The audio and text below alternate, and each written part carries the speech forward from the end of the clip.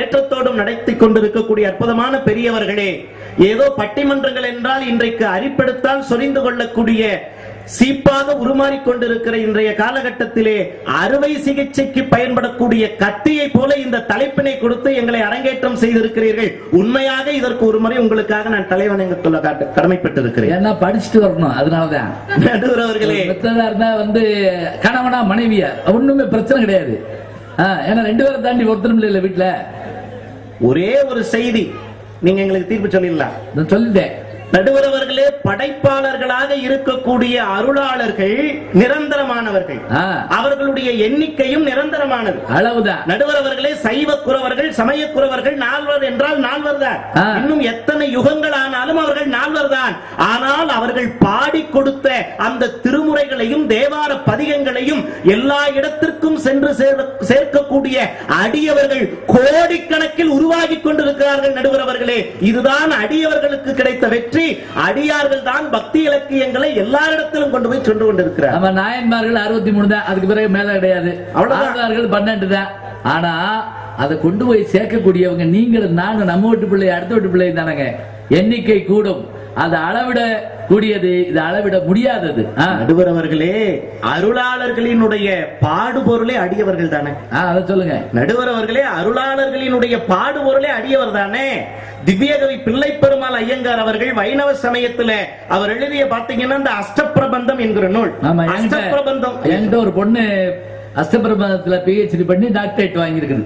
எவ்வளவு சந்தோஷமான செய்தி பாருங்க. அஷ்டப்பிரபந்தம் கற்றவன் அரை பண்டிதன் என்று அழைக்கப்படக்கூடிய சூழ்நிலை இன்றைக்கு இருக்கு. அரைதான் அது.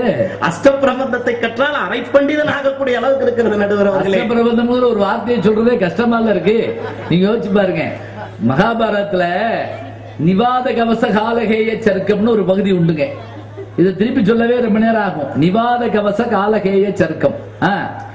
அப்படி அந்த அஷ்டப்பிரபந்தத்திலே நடுவர் அவர்களே, அந்த திருமாலினுடைய திருப்பாதத்தினுடைய பெருமையை பற்றி சொல்லுகிற பொழுது அடியவனாகிய 6 அறிவு படைத்த மனிதனை பற்றி அவர் அங்கே உயர்வாக சொல்லவில்லை. 5 அறிவு உயிரினமாகிய கஜேந்திர மோட்சத்தை பற்றி அவர் ஒரு இடத்துல சொல்றார்.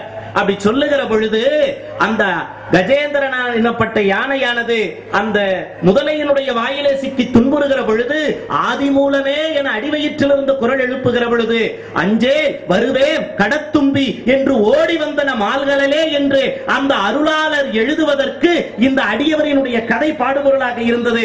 அந்த அடியவர்கள் தான் இன்றைக்கு பக்தி நெறியை, பக்தி இலக்கியங்களினுடைய சாராம்சங்களை உலகம் முழுவதும் பரப்பிக் கொண்டிருக்கிறார்கள் என்பதிலே எல்லளவும் சந்தேகமில்லை. நடுவர் அவர்களே, திருச்செந்தூர் என்றால் நமக்கு திருச்சீர் அலைவா என்கிற ஒரு பெயரும் தெரியும். அதற்கு அண்மையிலே தான் படித்தேன்.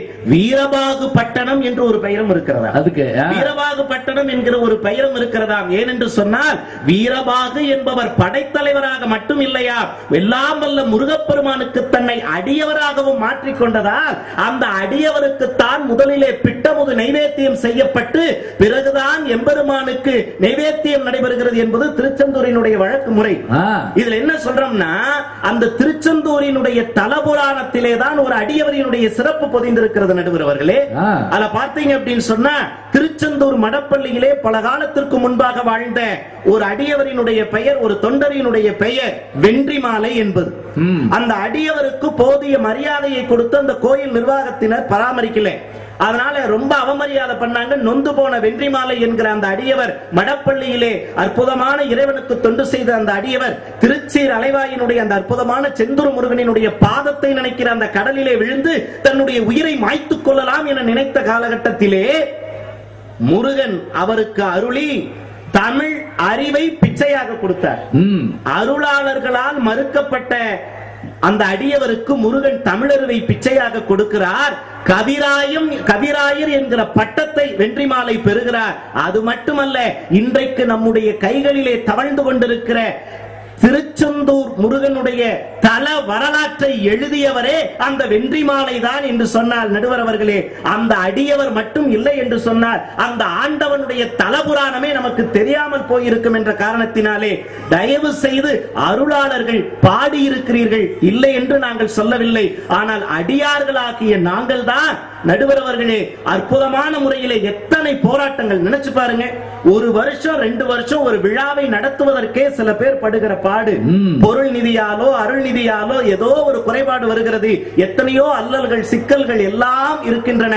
ஆனால் 66 ஆண்டுகளாக கூடி இருந்து குளிர்ந்து இந்த அற்புதமான விழாவினை இந்த அடியவர்கள் தான் பெருமைப்பட நடத்தி கொண்டிருக்கிறார்கள்.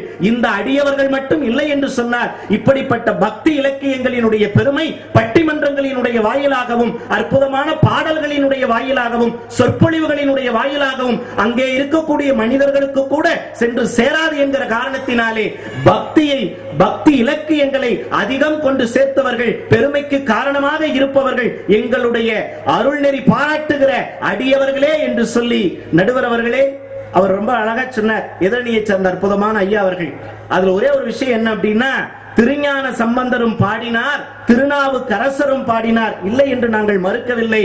ஆனால் திருவேலி மிளலையிலே என்ன நடந்தது என்பதை மட்டும் நான் நினைவுபடுத்தி செல்ல ஆசைப்படுகிறேன். அங்கே பஞ்சம் போக்க படிக்காசு கேட்டு இறைவனிடத்திலே பாடுகிற பொழுது தென்புற வாயிலிலே ஒரு படிக்காசு வைக்கப்படுகிறது, வடக்கு கோபுர வாயிலிலே ஒரு படிக்காசு வைக்கப்படுகிறது.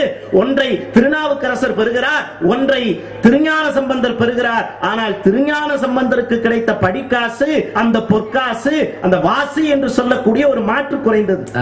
ஆனால் திருநாவுக்கரசருக்கு கிடைத்தது ஒரு வாசி, அதாவது ஒரு மாற்று அதிகமானது. சொல்ல போனா இன்னைக்கு 22 கேரட் 24 கேரட்ல சொல்ற மாதிரி 916 அப்படிங்கிற மாதிரி. ஆனா இவருக்கு ஒரு சங்கடம். நாமளும் இறைவனை பற்றி பாடல் பாடுகிறோம், இறை அடியவனாக இருக்கிறோம், இறை அருளாளராக இருக்கிறோம். ஆனால் நமக்கு கிடைக்காத அந்த அற்புதமான தங்கம் அந்த பெரியவருக்கு கிடைத்திருக்கிறதே என்று நினைக்கிற பொழுது இறைவன் கனவிலே வந்து சொல்லுகிறார், பாடல் பாடிய பாலகன் நீ, அதனால் உனக்கு ஒரு மாற்று குறைந்த பொற்காசு. ஆனால் பாடல் பாடியதோடு மட்டுமல்லாமல் உடல் உழைப்பை